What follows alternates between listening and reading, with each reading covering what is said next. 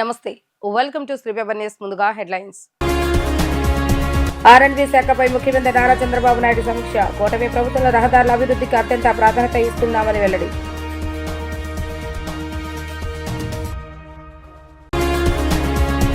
ఏలూరు జిల్లాలో పర్యటించిన ఉప ముఖ్యమంత్రి పవన్ కళ్యాణ్. నరసింహస్వామికి ప్రత్యేక పూజలు చేసిన జనసేనాని.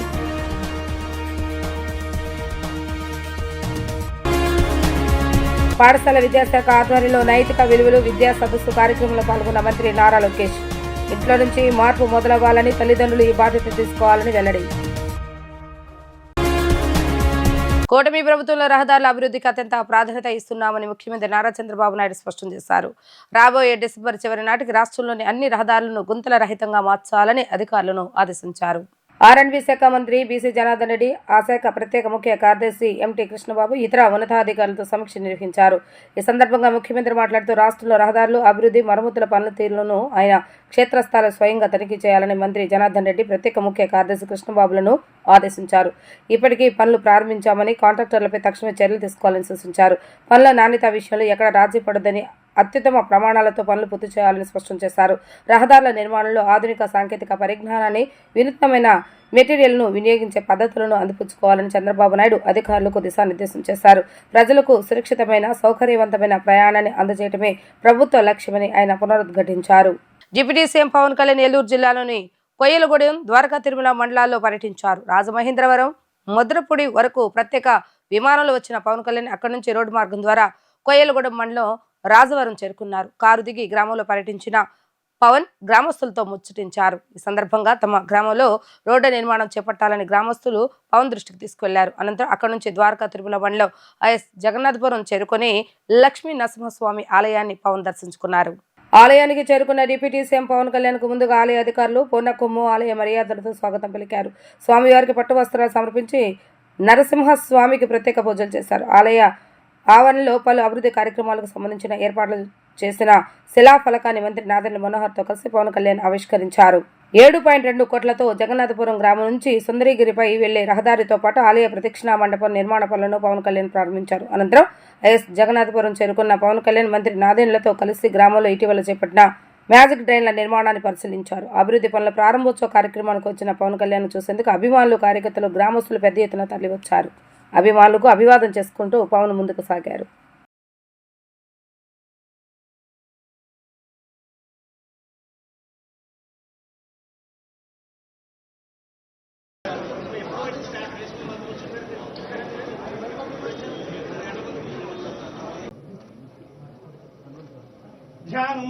ఉగ్రం వీరం మహావిష్ణుం జ్వలంతం సర్వతోముఖం నృసింహం భీషణం భద్రం మృత్యుమృత్యుం నమామ్యహం వజ్రనఖాయ విద్మహే దేశదృష్టాయ ధీమహి తన్నో నరసింహ ప్రచోదయాత్ మహాదేవ్యై చ విద్మహే విష్ణుపత్న్యై చ ధీమహి తన్నో లక్ష్మీ ప్రచోదయాత్. శ్రీ కనకవల్లీ సహిత లక్ష్మీ నృసింహస్వామి దేవతాభ్యో నమః. ధ్యానం సమర్పయామి. సహస్రవీరుడా పురుషః సహస్రాక్ష సహస్రపాద్ సహోమిం విశ్వతో వృత్వా అత్యధిష్ఠత్వశాంగులం ఆవాహనం సమర్పయామి. పురుష ఏవేదకం సర్వం. నైతిక విలువలు, సమాజంలో మార్పుకు సంబంధించి సలహాదారుగా చాగంటి కోటేశ్వరరావును తీసుకున్నామని మంత్రి నారా లోకేష్ అన్నారు. చాగంటికి కేబినెట్ ర్యాంకు ఇచ్చి సలహాదారుగా నియమించామని తెలిపారు. చాగంటి కోటేశ్వరరావు ప్రభుత్వ వాహనం వాడలేదని, సొంతంగానే తన ఫోన్ బిల్ చెల్లిస్తున్నారని చెప్పుకొచ్చారు. తుమ్మలపల్లి కళాక్షేత్రంలో విలువలు విద్యా సదస్సులో మంత్రి ముఖ్య అతిథిగా మంత్రి నారా లోకేష్ హాజరయ్యారు. రాష్ట్ర ప్రభుత్వం పాఠశాల విద్యాశాఖ ఆధ్వర్యంలో సదస్సు నిర్వహించారు. ఈ సందర్భంగా మంత్రి లోకేష్ మాట్లాడుతూ బడిలో పిల్లలకు ఆటపాటలు, చదువుతో పాటు నైతిక విలువలు అందించాలని సూచించారు. ఆటమిక్ ఎనర్జీని విద్యుత్ తయారీకి వాడితే దేశం అంతా ఘనంగా వెలుగుతుందని, అదే ఆటమిక్ ఎనర్జీని బాంబు తయారీకి వాడితే హిరోషిమా, నాగసాకి లాగా తయారవుతుందని అన్నారు. ప్రభుత్వం పుస్తకాలు రూపొందిస్తుందని అన్నారు. ఇంట్లో నుంచి మార్పు మొదలవ్వాలని, తల్లిదండ్రులు ఈ బాధ్యత తీసుకోవాలని కోరారు. మహిళలను గౌరవించినప్పుడు సమాజం బాగుపడుతుందని తెలిపారు. వెబ్ సిరీస్లోనూ మహిళలను అఘోరంగా చూపకూడదని అన్నారు. మగవారు, మహిళలు ఇద్దరూ సమానమే అని స్పష్టం చేశారు. పిల్లలను చూస్తే దేవుని చూసినట్లుగా ఉంటుందని, వాళ్ళని బాగా చూసుకోవాలని పేర్కొన్నారు. డ్రగ్స్ పై తమ ప్రభుత్వం యుద్ధం ప్రకటించిందని, దీన్ని అంతా సీరియస్ గా తీసుకోవాలని అన్నారు. చాగంటి కోటేశ్వరరావు గారిని నైతిక విలువలపైన సమాజంలో మార్పు తీసుకొచ్చేదానికి నియమించాలన్న నిర్ణయం తీసుకున్న ముందల గౌరవ ముఖ్యమంత్రి గారు నన్ను పిలుస్తాం జరిగింది. ఆయన నన్ను పిలిచి 2019 నుంచి 24 వరకు మన అనేక సార్లు చర్చించాం. సమాజంలో నైతిక విలువలు తీసుకురావాల్సిన బాధ్యత ఉందని మనందరం 1-10 సార్లు మాట్లాడుకున్నాం. ఏం చేస్తే బాగుంటుందని గౌరవ ముఖ్యమంత్రి గారు నన్ను అడిగారు. నేను అనేక సందర్భాల్లో చెప్పా, గౌరవ ముఖ్యమంత్రి గారిని చూసి లైఫ్ లాంగ్ లెర్నర్ని నేనని. సో గౌరవ ముఖ్యమంత్రి గారికి చెప్పా, మీరు ఏ నిర్ణయం తీసుకున్నా ఒక విద్యాశాఖ మార్చులుగా మేము ఆ నిర్ణయం కట్టుబడి ఉంటామంటే అప్పుడు ఒక్క క్షణం కూడా ఆలోచించకుండా చాగంటి కోటేశ్వరరావు గారిని ఏకంగా క్యాబినెట్ ర్యాంక్ ఇచ్చి ఆంధ్ర రాష్ట్ర ప్రభుత్వానికి సలహాదారుగా నియమించారు గౌరవ ముఖ్యమంత్రి శ్రీ నారా చంద్రబాబు నాయుడు గారు. చాగంటి గారికి క్యాబినెట్ ర్యాంక్ ఇచ్చినా మమ్మల్ని మొదటిసారి కలిసినప్పుడు కనీసం ఇచ్చిన కాఫీ కూడా ఏం తాగల, ప్రభుత్వం పెడుతున్న వాహనం వాడలా, ఆయన సెల్ ఫోన్ బిల్లు కూడా గురువుగారే ఈరోజు కడతాం జరుగుతుంది. అలాంటి గొప్ప వ్యక్తి దగ్గర ఈరోజు పుస్తకాలు రూపొందించుకున్నాం. ఆ పుస్తకాలు మీ భవిష్యత్తు కోసం అందిస్తాం జరుగుతుంది. మట్టి కుండలాగా మారుతుంది, శిలా శిల్పం అవుతుంది, విత్తనం పెద్ద చెట్టు అవుతుంది. బడిలో పిల్లలకి చదువు ఆటలతో పాటు నైతిక విలువలు అందిస్తేనే సమాజంలో ఏ మార్పు మనం ఆశిస్తున్నామో ఆ మార్పు మనం సాధించగలుగుతాం. అటామిక్ ఎనర్జీ గురించి అందరు తెలిసిన విషయం. ఆ ఎనర్జీని బాంబులాగా వాడితే హిరోషిమా నాగసాగిలో జరిగిన విధ్వంసం మనందరం చూసాం. కానీ అదే ఎనర్జీని మనం విద్యుత్ తయారీకి వాడితే మొత్తం దేశాలే వెలిగించడానికి అవకాశం ఉంటుంది. అలానే పిల్లల్ని కూడా సరైన మార్గంలో పెట్టాల్సిన బాధ్యత ఇక్కడున్న ఉపాధ్యాయులందరిపైన కూడా ఉన్నాయి. మహిళల్ని గౌరవించాలి, పెద్దల్ని గౌరవించాలి, పేదలకి సేవ చేయాలి. కులం, మతం, ప్రాంతం అన్న పదం మా ఇంట్లో రాకుండా చేశారు నా తల్లి భువనేశ్వరమ్మ. మార్పు అనేది మన ఇంట్లో మొదలవ్వాలి. తల్లిగా, తండ్రిగా మన పైన ఉన్న అతి పెద్ద బాధ్యత. తెలుగు భాషలో కొన్ని వాడక పదాలు ఉంటాయి. గాజులు తొడుకున్నావా, చీర కట్టుకున్నావా, అమ్మాయిలాగా ఏడవద్దు. ఇది ఎప్పుడు వాడినా నాకు చాలా బాధ కలుగుతుంది. అందుకే ఇక్కడున్న మహిళలందరూ చెప్తున్నా, మా చెల్లెమ్మలందరూ చెప్తున్నా, ఎవరన్నా ఇంట్లో కానీ ఇది వాడితే లోకేష్ అన్న చెప్పాడు ఇది వాడద్దు, వాడితే లోకేష్ అన్నే నేను పిలుస్తానని చెప్పాల్సిన బాధ్యత ఉంది. యువగలం పాదయాత్రలో కూడా కొంతమంది పిల్లలు మా తెలుగుదేశం పార్టీ చొక్కా వేసుకొని వస్తే నా బాధ కలిగేది. ఇప్పుడే మీకు రాజకీయాలు అవసరం, దానికి టైం ఉంది, ఇప్పుడు చొక్కాది మంచి చొక్కా ఇస్తాను కానీ పార్టీ రంగులు వేసుకుని తిరగదని పిల్లలకి నేను చెప్తాను జరిగింది. ఎందుకంటే పిల్లల్ని నేను చూసినప్పుడు నాకు దేవుడు కనపడతారు. అన్కండిషనల్ లవ్ ఇస్తారు మనకి. ఆ పిల్లల్ని చూసుకోవాల్సిన బాధ్యత మనందరిపైన ఉంటుంది. కొన్ని నిర్ణయాలు మన జీవితంలో మనకు మార్పు వస్తుంది. ఆ నిర్ణయం నాకు యువగలం పాదయాత్ర. రాష్ట్రంలో ప్రతి కుటుంబం ఒక యూనిట్ ఫ్యామిలీగా బెనిఫిట్ మేనేజ్మెంట్ సిస్టాన్ని అమలు చేయాలని ముఖ్యమంత్రి నారా చంద్రబాబు నాయుడు అధికారులను ఆదేశించారు. కుటుంబ సాధికారత కోసం ఈ వ్యవస్థను వినియోగించాలని సూచించారు. కేవలం పెన్షన్లు, రేషన్ వంటి పథకాల వివరాలకు మాత్రమే ఈ FTMS వ్యవస్థను పరిమితం చేయొద్దని, పౌరులకు చెందిన అన్ని వివరాలను నమోదు చేసేలా ఈ కార్డు ఉండాలని ముఖ్యమంత్రి సూచనలు జారీ చేశారు. సచివాలయంలో ఫ్యామిలీ బెనిఫిట్ మేనేజ్మెంట్ సిస్టమ్ పై ముఖ్యమంత్రి చంద్రబాబు నాయుడు సమీక్ష నిర్వహించారు. ప్రభుత్వం అందిస్తున్న వివిధ సంక్షేమ పథకాలు, అందిస్తున్న పౌర సేవల్ని, ప్రభుత్వ శాఖల వద్ద ఉన్న సమాచారాన్ని క్రోడీకరించి పర్యవేక్షించాలని స్పష్టం చేశారు. దీనికి సంబంధించి స్మార్ట్ ఫ్యామిలీ కార్డును జారీ చేయాలని అధికారులను ఆదేశించారు. రియల్ టైం గవర్నెన్స్ నిర్వహిస్తున్న డేటా లేక్ ద్వారా సమాచార సేకరణ జరగాలని సూచించారు. రాష్ట్రంలోని 1.4 కోట్ల కుటుంబాలకు జూన్ నాటికి QR కోడ్తో కూడిన ఫ్యామిలీ కార్డును జారీ చేయాలన్నారు. 25 రకాల వివరాలతో పాటు P4 లాంటి అంశాలను అందులో చేర్చాలని సీఎం అధికారులకు సూచించారు. RTGS వద్ద ఉన్న సమాచారాన్ని ప్రామాణికంగా తీసుకుని ఇతర ప్రభుత్వ శాఖలు వినియోగించుకోవాలని అన్నారు. స్టాటిక్ డేటా, డైనమిక్ డేటా వివరాలను కూడా ఎప్పటికప్పుడు నమోదు చేసేలా చూడాలని అన్నారు. వ్యాక్సినేషన్, ఆధార్, FBMS ID, కుల ధృవీకరణ, పౌష్టికాహారం, రేషన్ కార్డు, స్కాలర్షిప్, పెన్షన్లతో సహా వేర్వేరు ప్రభుత్వ పథకాల సేవలకు సంబంధించిన వివరాలను ఈ కార్డు ద్వారా ట్రాకింగ్ జరిగేలా చూడాలని సీఎం అన్నారు. సుపరిపాలనలో భాగంగా ఈ కార్డు ద్వారా అర్హులైన వారందరికీ పథకాలు అందజేయడంతో పాటు సులభంగా పౌర సేవలు అందించాలన్నదే ప్రభుత్వ లక్ష్యమని సీఎం పేర్కొన్నారు. కొన్ని పథకాలకు లబ్ధిదారుల ఎంపికలో ఎదురవుతున్న సవాళ్లు కూడా ఈ వ్యవస్థ ద్వారా పరిష్కారం అవుతున్నాయని అన్నారు. పట్నా గ్రామీణ ప్రాంతాల్లో స్వర్ణాంధ్ర విజన్ యూనిట్ ద్వారా కుటుంబ వివరాలు ఎప్పటికప్పుడు అప్డేట్ అయ్యేలా చూడాలని సీఎం సూచనలు ఇచ్చారు. ఫ్యామిలీ కార్డును స్మార్ట్ కార్డుగా జారీ చేయాలని ముఖ్యమంత్రి ఆదేశించారు. ఒకే కార్డు ద్వారా పౌరులు అన్ని ప్రభుత్వ సేవలను పథకాలను అందేలా చూడాలని వారు స్పష్టం చేశారు. ఆధార్తో సహా అన్ని వివరాలు ఒక కార్డు ద్వారానే తెలిపేలాగా రూపొందించాలని ముఖ్యమంత్రి సూచించారు. 2025 వక్ఫ్ చట్ట సవరణలో అనేక లోపాలు ఉన్నాయని ముస్లిం జేఏసీ కన్వీనర్ షేక్ మునీర్ అహ్మద్ పేర్కొన్నారు. వక్ఫ్ భూముల ప్రభుత్వ పెద్దలకు దోచిపెట్టేలాగా చట్ట సవరణ చేశారని ఆరోపించారు. వక్ఫ్ భూములు అనేవి పూర్తిగా ముస్లింలకే చెందాలని 1954లో చట్టం చేశారని గుర్తు చేశారు. వక్ఫ్ భూములు ఇప్పటికే 80% అన్యాక్రాంతం అయినాయని వాటిని కాపాడుకోవాల్సిన బాధ్యత ప్రభుత్వం పైన ఉందని అన్నారు. ముస్లింలు భూములు ఆక్రమించుకున్నారని బీజేపీ అబద్ధపు ప్రచారం చేస్తుందని విమర్శించారు. వక్ఫ్ భూమి అంటే ముస్లిం సమాజానికి ఊపిరి లాంటివి, ప్రాణాలు ఇచ్చైనా మా భూములు కాపాడుకుంటామని తేల్చి చెప్పారు. ప్రధానంగా ఈరోజు రాష్ట్రంలో, దేశంలో ఏప్రిల్ నుండి బాగా చర్చనీయాంశమైన అంశం వక్ఫ్ భూములు. ఈ వక్ఫ్ భూములు ప్రధానంగా ముస్లిం సమాజానికి చెందినటువంటి భూములు. ఇందులో ఎవరి ప్రమేయం లేకుండా దాన్ని 1954లో ఒక చట్టం రూపొందించారు. అది తిరిగి 1945 నుంచి కూడా మళ్ళా తిరిగి 1995లో ఆ చట్టాన్ని సవరణలు చేసేసి అప్పటి నుంచి కూడా ఇప్పటి వరకు కూడా వక్ఫ్ భూములు యథాతథంగా కొనసాగుతున్నాయి. అయితే ఈ వక్ఫ్ భూములు దాదాపు 80-90% అన్యాక్రాంతమై ఉన్నాయి. బీజేపీ ప్రభుత్వం ఏప్రిల్ నెలలో ఒక చట్టం తీసుకొచ్చింది, ఉమ్మీద్ 2025. ఏదైతే 1995 చట్టం ఉందో దాన్ని మారుస్తూ ఒక చట్టం తీసుకొచ్చింది. అందులో 44 సవరణలు చేసింది. అందులో ప్రధానంగా ఏదైతే వక్ఫ్ బోర్డు ఉంటుందో రాష్ట్రంలో, ఏదైతే వక్ఫ్ కౌన్సిల్ ఏదైతే సెంట్రల్లో ఉంటుందో, వక్ఫ్ సెంట్రల్ కౌన్సిల్లో 22 మంది సభ్యులు ఉంటారు. ఆ సభ్యుల్లో దాదాపు 12 మందిని ముస్లిమేతర సభ్యుల్ని ఉంచాలని చెప్పి చట్టం చేసింది. రాష్ట్రంలో 11 మందికి గాను 7గురిని ముస్లిమేతరుల్ని వక్ఫ్ బోర్డులో తీసుకురావాలని చెప్పేసి ప్రయత్నం చేసింది చట్టంలో.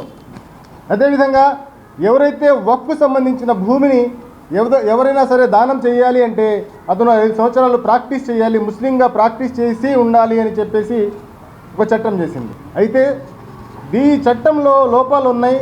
ఇది చట్ట విరుద్ధంగా ఉంది. ఇందులో మైనార్టీల పట్ల ఒక వివక్ష చూపుతున్నారు అనే ఉద్దేశంతో పార్లమెంట్లో దాదాపు 248 మంది ఎంపీలు ఈ చట్టానికి వ్యతిరేకంగా మాట్లాడటం జరిగింది. ప్రజాస్వామ్యాన్ని కోరుకునేవారు, లౌకికవాదాన్ని కోరుకునేవారు అందరూ కూడా పార్లమెంట్లో ఉభయ సభల్లో కూడా వ్యతిరేకించడం జరిగింది. అయితే ఏది ఏమైనా సంఖ్యాబలంతో బీజేపీ ప్రభుత్వం చట్టం చేసేసింది. ఈ చట్టంలో ప్రధానమైనటువంటి సవరణలన్నీ కూడా సుప్రీంకోర్టులో ముస్లిం జేఏసీ తరఫున ఛాలెంజ్ చేశాము. అదేవిధంగా వివిధ ప్రజాస్వామ్య పార్టీలు కూడా సుప్రీంకోర్టులో ఛాలెంజ్ చేసింది. 79 అప్లికేషన్స్ సుప్రీంకోర్టులో వచ్చినాయి. అయితే సుప్రీంకోర్టు ఏం చెప్పిందంటే, మీరు ఏదైతే చట్టం చేశారో ఇది రాజ్యాంగానికి విరుద్ధంగా ఉంది. కానీ ఇందులో ఏదైతే మీరు ఒక మతానికి టార్గెట్ చేసినట్టుంది కాబట్టి దీంట్లో కొన్ని సవరణలు మేము మధ్యంతర ఉత్తర్వుల ద్వారా దాన్ని ఆపుతామని చెప్పి సుప్రీంకోర్టు ఆ రోజు ఏదైతే ఏ సెక్షన్లు అయితే 4-5 సెక్షన్లు ఏదైతే ఇబ్బందికరంగా ఉన్నాయో, ఏదైతే రాజ్యాంగానికి వ్యతిరేకంగా ఉన్నాయో వాటిని సుప్రీంకోర్టు 4-5 సెక్షన్ల మీద మధ్యంతర ఉత్తర్వులు ఇచ్చింది. కానీ మొత్తం చట్టాన్ని ఏదైతే చేశారో దాన్ని పూర్తిగా నిరాకరించడం కుదరదు.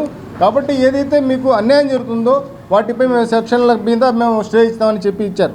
ఏదైతే ఏ వక్ఫ్ ఆస్తులు ఉన్నాయో చాలా ఆందోళనలు చెందుతున్నారు ముస్లింలు. కాబట్టి దీన్ని గడువు పెంచుతామని చెప్పేసి ఆయన చెప్పడం జరిగింది. మేము ఈరోజు పత్రికాముఖంగా నారా చంద్రబాబు నాయుడు గారిని అడగదలుచుకున్నాము. ఏదైతే మీరు 11వ తారీఖు చెప్పారో రేపు డిసెంబర్ 5వ తారీఖు లోపు ఈ గడువు ముగుస్తుంది. కాబట్టి దయచేసి ఏదైతే ఈ 6 నెలల గడువు 5వ తారీఖు ముగుస్తుంది కాబట్టి దీన్ని మీరు పొడిగించాలని చెప్పేసి కేంద్రానికి తప్పకుండా ఇప్పుడు లేఖ రాయాలి. ఇది డిమాండ్ చేస్తున్నాము. 2014వ సంవత్సరంలో పెద్దవుటపల్లి వద్ద ముగ్గురిని కాల్చి చంపారని పినకడిమి గ్రామం జ్యోతిష్కుడు తూర్పాటి నాగరాజు ఆరోపించారు. బోతం గోవిందం, బోతం శ్రీను కుటుంబ సభ్యులు లంచం ఇచ్చే పోలీసు డిపార్ట్మెంట్ను మేనేజ్ చేస్తున్నారని మండిపడ్డారు. పెద్దవుటపల్లిలో జరిగిన హత్యల కేసులో నాటి విజయవాడ, నేటి ఏలూరు ఏఎస్పీ నక్కా సూర్యచంద్రరావుపై సమగ్ర విచారణ జరిపించాలని ఆయన డిమాండ్ చేశారు. ఏపీ డీజీపీని పెద్దవుటపల్లి కాల్పుల కేసు బాధిత కుటుంబ సభ్యులు కలిశారు. 2014 సెప్టెంబర్ 24వ తేదీన పెద్దవుటపల్లి కాల్పుల కేసులో గంధం నాగేశ్వరరావు, పగిడి మారియా మృతి చెందారు. డీజీపీని కలిసిన పినాకిడిమి జ్యోతిష్యుడు తూర్పాటి నాగరాజు కుటుంబ సభ్యులు 2014లో జరిగిన 3 హత్య కేసులలో న్యాయం జరగలేదని డీజీపీకి ఫిర్యాదు చేశారు. 3 హత్యల తర్వాత తనపై 2015లో సరూర్ నగర్ హైదరాబాద్లో హత్యాయత్నానికి పాల్పడిన ఘటనలో నాటి పోలీసుల పాత్ర ఉందని నాగరాజు కుటుంబ సభ్యులు డీజీపీకి ఫిర్యాదు చేశారు.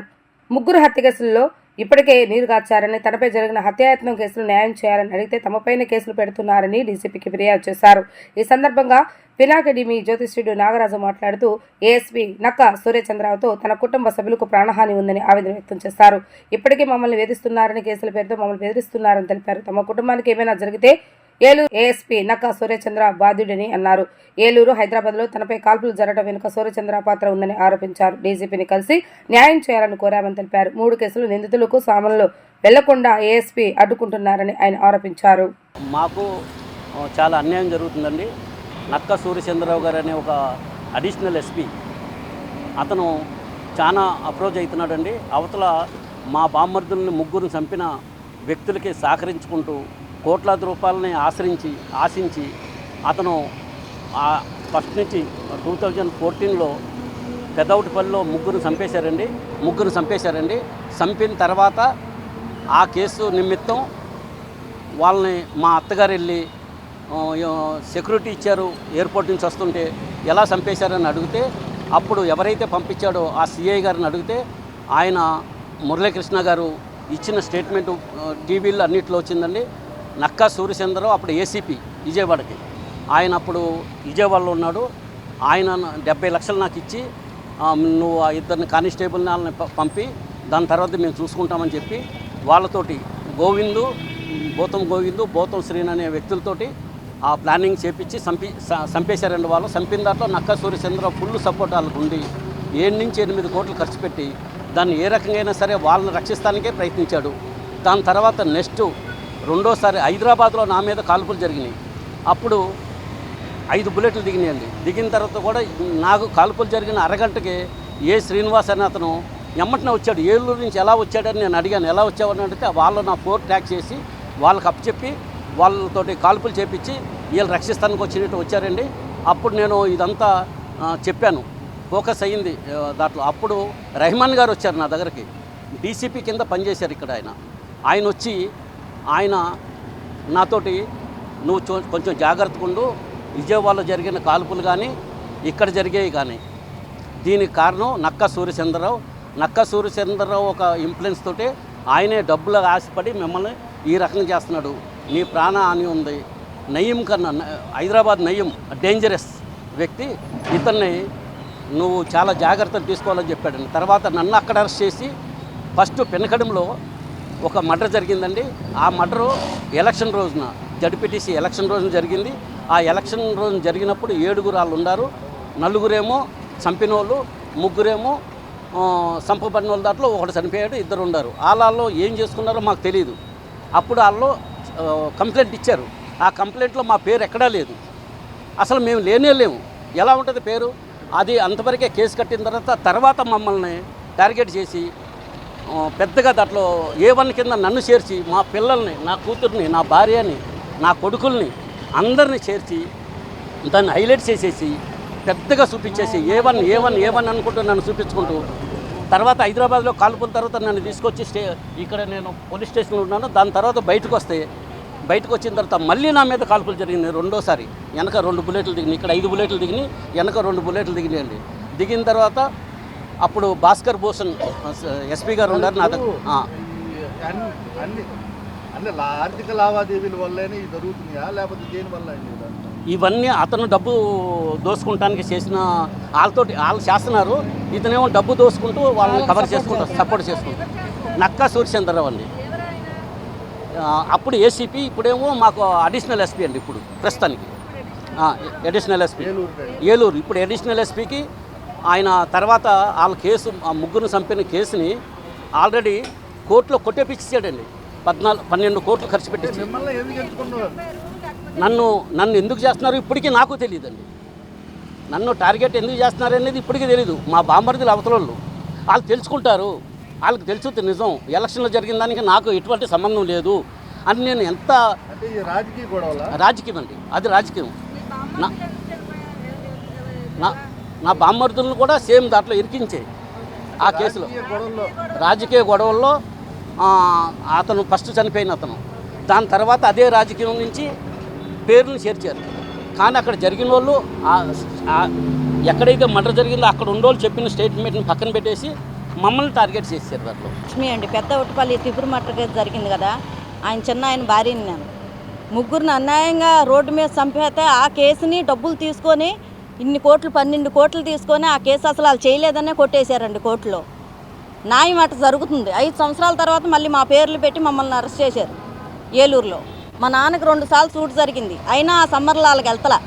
ఇప్పటికి హైకోర్టులో ఉన్న కేసు కూడా అంతే ఉంది, సమ్మర్లో వచ్చినాయి కానీ వాళ్ళకి ఇవ్వనివ్వట్లా, ఇప్పటికి ఇవ్వట్లేదు. వాళ్ళు అవన్నీ అట్లాగే ఆపేశాడు. కేవలం మా మీదకి మాత్రమే ఒత్తిడి తెస్తున్నారు. ఇంకా 2 పిల్లలు అప్పుడు చూసే ఉంటారు వీడియోలలో, చిన్న చిన్న పిల్లలు. ఇప్పుడు మళ్ళీ న్యాయం కోసం మళ్ళీ వచ్చాం వీడియో దగ్గరికి. అప్పుడు మాకు వీడియో వల్ల అందరూ సపోర్ట్ చేశారు చాలా. మళ్ళీ ఇప్పుడు వాళ్ళనే అడుక్కుంటున్నాం. ఏం లేదండి, ఇంకా చచ్చిపోతాం తప్ప జీవితంలో ఏమి లేదు. ఇంకా వదలతలేదు మమ్మల్ని, ఇంకా టార్గెట్ చేస్తున్నారు. ప్రధాన కారణం ఇప్పుడు ఎందుకంటే సార్ మా కేసుని కొట్టేసినాక మేము హైకోర్టుని వేసుకొని మళ్ళీ అక్కడ అడుక్కుంటున్నాం సార్. మా కేసు కావాలి కదా సార్, రోడ్డు మీద కాల్చి చంపేశారు మా వాళ్ళని. ఇప్పుడు ఆ కేసుకు కూడా ఇతను అడ్డుపడి వాళ్ళకి ఏమి వెళ్ళనీయకుండా చేయనీయకుండా ఎక్కడికక్కడే ఆపేసి ఉత్తన్యాయం. ఎవరు సార్ చంపేసింది? మరి ముగ్గురిని చంపేసినప్పుడు ఎవరు చూడలేదా? రోడ్డు మీద వేసేసారు కదా చంపి. 2 కానిస్టేబుల్ ఉన్నారు, కార్ డ్రైవర్ ఉన్నారు, వాళ్ళ సాక్ష్యాలు కాదా? వాళ్ళ సాక్ష్యం పనికిరాదా? వాళ్ళ సాక్ష్యం కూడా తీసేశారు. ఇవన్నీ ఎవరు సార్ చేస్తున్నారు? భూతం గోవింద్ భూతం సీన్ దగ్గర డబ్బు తీసుకొని కేవలం లంచానికి అమ్ముడిపోతున్నారు. మాకు న్యాయం లేదు సార్. ఇప్పటికీ ఆ కేసు గురించి ఎవ్వరు పట్టించుకుంటలేదు. కనీసం ఇప్పుడు ఉన్న వాళ్ళైనా పట్టించుకొని మాకు న్యాయం చేయాలని కోరుకుంటున్నాం, అందుకే వచ్చాం. జనసేన పార్టీ తన ప్రతి కార్యకర్తకు అండగా ఉంటుందని, వారికి గుండె ధైర్యం ఇస్తుందని పార్టీ ప్రధాన కార్యదర్శి ఎమ్మెల్సీ కె నాగబాబు అన్నారు.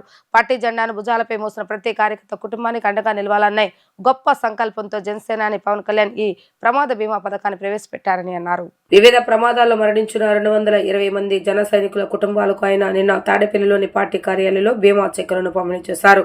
ఒక్కో కుటుంబానికి 5 లక్షల రూపాయల చొప్పున మొత్తం 11 కోట్ల రూపాయల ఆర్థిక సహాయాన్ని అందజేశారు. ఈ సందర్భంగా నాగబాబు మాట్లాడుతూ ఈ పథకం ద్వారా ఇప్పటి వరకు 1400 మంది బాధిత కార్యకర్తల కుటుంబాలకు భరోసా కల్పించామని తెలిపారు. కార్యకర్తల సంక్షేమానికి జనసేన ఎల్లప్పుడూ కట్టుబడి ఉంటుందని ఆయన స్పష్టం చేశారు. చనిపోయినటువంటి జన సైనికులకి, వీర మహిళలకి హృదయపూర్వక సంతాపం తెలియజేస్తున్నాం. వారి కుటుంబాలకి మనస్ఫూర్తిగా మేము అండగా ఉంటాం. చనిపోయినటువంటి వ్యక్తులని తీసుకొచ్చే శక్తి మాకు లేకపోయినా ఆ చనిపోయిన వ్యక్తి మీద ఆధారపడినటువంటి కుటుంబాలకి పవన్ కళ్యాణ్ గారు ఈ ఇన్సూరెన్స్ ఈ కార్యక్రమం ద్వారా ప్రతి కుటుంబానికి 5 లక్షలు, గాయపడిన వారికి కొంత మొత్తంలో ఇవ్వటం జరుగుతుంది. సో ఈ క్రియాశీలక సభ్యత్వం తీసుకున్న వాళ్ళకి ఖచ్చితంగా వాళ్ళకి బీమా సదుపాయం అందాలని చెప్పి పవన్ కళ్యాణ్ గారు తీసుకున్న నిర్ణయం ఈరోజు ఆపద సమయంలో, కష్టంలో ఎంత ఉపయోగపడుతుందంటే ఇక్కడున్న మా అందరికీ తెలుసు. రిసీవ్ చేసుకున్నటువంటి ఈ యొక్క సహాయాన్ని అందుకున్నటువంటి ప్రతి ఒక్కరికి తెలుసు. ఇప్పటి వరకు జనసేన అందించిన బీమా వివరాలు, చనిపోయిన జన సైనికులు, వీర మహిళలు 893 మంది, అందించిన బీమా మొత్తం 44,65,00,000. అలాగే యాక్సిడెంట్ కేసుల్లో లబ్ధి పొందిన వాళ్ళు 533. ఆ లబ్ధిని అందుకున్నటువంటి మొత్తం 2,08,61,424 రూపాయలు. మొత్తం ఇన్సూరెన్స్ విలువ 46,73,61,424. సో మన జనసేనాని, ఆంధ్రప్రదేశ్ ఉప ముఖ్యమంత్రి గారు, ఆయన ప్రతి కార్యకర్తల గుండెల్లో ఉంటారు. ప్రతి కార్యకర్త కోసం నిరంతరం ఆలోచించే వ్యక్తి. ఈరోజు ఎంతోమంది ఇక్కడికి వచ్చారు. వాళ్ళ బిడ్డలను పోగొట్టుకున్న వాళ్ళు, భర్తలను పోగొట్టుకున్న వాళ్ళు, భార్యలను పోగొట్టుకున్న వాళ్ళు, తల్లులను పోగొట్టుకున్న వాళ్ళు, వాళ్ళందరినీ చూస్తుంటే చెక్కు వాళ్ళకి ఎంతో కొంత ఉపయోగపడుతున్నాం అనేటువంటి తృప్తితో పాటు వాళ్ళని చూసి మాకు చాలా మనసు కలిచివేసింది. వాళ్ళందరికీ కూడా ఈ సందర్భంగా చెప్తున్నాం, జనసేన పవన్ కళ్యాణ్ అంటే పవన్ కళ్యాణ్ గారు కాదు, ప్రతి ఒక్కళ్ళలోనూ ఇక్కడ ఉన్న మా అందరిలోనూ పవన్ కళ్యాణ్ గారి స్పిరిట్ ఉంది. మేమందరం కూడా మీకు అందరికీ ఎప్పుడు అండగా ఉంటాం. మీరు మీ మీ ఆ ఏరియాలో ఆయా స్థాయిలో ఉన్నటువంటి జన సైనికులకి లేకపోతే ఆయా నాయకులకి మీకు ఏదైనా ప్రాబ్లం వచ్చినప్పుడు విన్నవించండి. తద్వారా అది మా దాకా వస్తుంది. మావోయిస్టుల విషయంలో పోలీసులు సుప్రీంకోర్టు ఆదేశాలు పాటించలేదని బీబీఏ అధ్యక్షుడు భాష తెలిపారు. అసలు వారికి చంపే హక్కే లేదని, మృతదేహాలు ఎక్కడ దొరికాయి, ఎక్కడ చంపారు, హిడ్మా శరీరంలో ఏ బుల్లెట్ ఉందో చెప్పాలి. ఎన్కౌంటర్కు ఆదేశాలు ఇచ్చింది ఎవరు, దాన్ని ఆచరించి హత్య అని వెల్లడించింది ఎవరు అని డిమాండ్ చేశారు. ఛత్తీస్గఢ్ $1 ట్రిలియన్ విలువైన ఖనిజాలు ఉన్నాయని, ఇకపై వీటిని కార్పొరేట్ శక్తులు లూటీ చేస్తారని మండిపడ్డారు. ఎన్కౌంటర్పై ఎన్నో అనుమానాలు ఉన్నాయని, మావోయిస్టులు ఎదురుదాడి చేస్తే వారు ఏ ఆయుధం వాడారు, ఎన్ని రౌండ్లు జరిపారో చెప్పలేదు. పోలీసులు చట్టాన్ని తమ చేతిలోకి తీసుకుని ప్రజలను తప్పుదోవ పట్టిస్తున్నారని అన్నారు. పోలీసులు సమాధానం చెప్పాలి. హైకోర్టు న్యాయమూర్తితో కమిటీ వేసి న్యాయ విచారణ జరిపించాలని డిమాండ్ చేశారు. కామ్రేడ్ హిడ్మా మరియు అతని సహచరిని కామ్రేడ్ రాజేను ఇతర కమ్యూనిస్టు కామ్రేడ్లు అని చెప్పి కొందరిని ఎన్కౌంటర్ చేస్తున్నారు. ఈ పరిణామాలన్నీ చూస్తున్నారు. మరియు ఇప్పుడు కొందరు కామ్రేడ్ పిల్లలు కూడా వారి పేరెంట్స్కి వాళ్ళ బంధువులకి పోలీసు వాళ్ళు అరెస్ట్ అని చెప్పి తీసుకెళ్ళి కోర్టులో చేయకుండా వాళ్ళ ప్రాణహాని ఉందని చెప్పి కూడా తమరందరూ ప్రేక్షకులందరూ పేపర్లో చూస్తూ ఉన్నారు. దీని అంతటి కారణం అంటే ముఖ్యంగా మన భారతదేశ రక్షణ మంత్రి భారతదేశ హోమ్ మినిస్టర్ గారైన అమిత్ షా గారు ఒక డెడ్ లైన్ ఇచ్చున్నారు గతంలో. నక్సలిజం భారతదేశంలో ఉండకూడదని చెప్పి వీలున్నంత వరకు నక్సలిజాన్ని అంతరించిపోతుంది. ఎవరైతే ఈ కూంబింగ్ చేసిన స్పెషల్ ఫోర్స్ ఉందో వాళ్ళు 2 రిపోర్ట్లు ఇచ్చారని, ఆ 2 రిపోర్ట్లు ఎలా ఇచ్చారన్నది పేపర్లో ఉంది చూడండి. అక్కడ వాళ్ళు రాసింది పోలీసు వారు AK-47 అన్న అధునాతమైన ఆయుధం వాడారని, ఈ 15 మంది ఈ చనిపోయిన కామ్రేడ్స్కి వ్యతిరేకంగా 255 బుల్లెట్స్ వాడారని చెప్పారు. ఎఫ్ఐఆర్లో కానీ ఈ పేపర్లో వచ్చిన రిపోర్ట్లో ఎక్కడ కూడా ఎదురుదాడి చేశారు నక్సలైట్లు అని చెప్పారు. దేంతో దాడి చేశారు, నక్సలైట్లు ఏ ఆయుధం వాడారు, వాళ్ళు ఎన్ని రౌండ్స్ వాడారు అన్నది ఎక్కడా లేదు ఇన్ఫర్మేషను. మనలాంటి ఒక కామన్ మ్యాన్ రిపోర్ట్ ఇచ్చేటప్పుడు కొన్ని పొరపాట్లు జరుగుతూ ఉంటాయి. కానీ ఒక బాధ్యత కలిగిన పోలీస్ ఆఫీసరు, వాళ్ళు స్పెషల్ పోలీస్ ఆఫీసరు, వాళ్ళు ఇచ్చే రిపోర్ట్లో కూడా ఇదంతా ఏంటంటే వాళ్ళు చెప్పే విధానంలో అనుమానాలు, అంటే ఎన్కౌంటర్ జరగలేదన్న దానికి తావిచ్చే ఆధారాలు మనకి ఇస్తున్నారు. కాబట్టి ఈ ఎన్కౌంటర్ జరగటమే తప్పు, జరగలేదన్న భావన కూడా ప్రజా సంఘాల వాళ్ళు చెప్తున్నారు. ఆరోగ్యం బాగోక గత 15వ తారీఖు నుండి విజయవాడ గవర్నమెంట్ హాస్పిటల్లో ఆ హిడ్మా అన్న కామ్రేడ్ అతని సహచరిని రాజే అన్న ఆమె ట్రీట్మెంట్ తీసుకుంటూ ఉంటే పోలీసు వాళ్ళు ఎత్తుకెళ్ళి చివరికి ఈ ఎన్కౌంటర్ చేశారని చెప్పి ఎన్కౌంటర్లో చనిపోవటం, దానికి పోలీసు వారు ఒక రిపోర్ట్ రాయటం, అది ఎఫ్ఐఆర్ అవటం, ఇదంతా ఒక తప్పుని కప్పిపుచ్చుకునేటం కోసం జరిగిన పరిణామాలే తప్ప నిజమైన ఎన్కౌంటర్ కాదని ప్రజా సంఘాలు అందరూ చాలా సోషల్ మీడియాలో వస్తూ ఉంది. ఏ కామ్రేడ్కి లేనంత ఫాలోయింగ్ చనిపోయిన తర్వాత సోషల్ మీడియాలో హిడ్మాక్ వచ్చింది. వార్తలు ముగించే ముందు హెడ్లైన్స్ మరొకసారి. R&D శాఖపై ముఖ్యమంత్రి నారా చంద్రబాబు నాయుడు సమీక్ష. కూటమి ప్రభుత్వంలో రహదారుల అభివృద్ధికి అత్యంత ప్రాధాన్యత ఇస్తున్నామని వెల్లడి.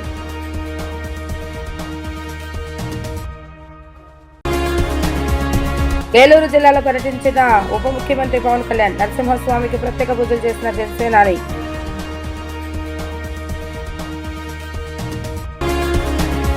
పాఠశాల విద్యాశాఖ ఆధ్వర్యంలో నైతిక విలువలు విద్యా సదస్సు కార్యక్రమంలో పాల్గొన్న మంత్రి నారా లోకేష్. ఇంట్లో నుంచి మార్పు మొదలవ్వాలని, తల్లిదండ్రులు ఈ బాధ్యత తీసుకోవాలని వెల్లడి.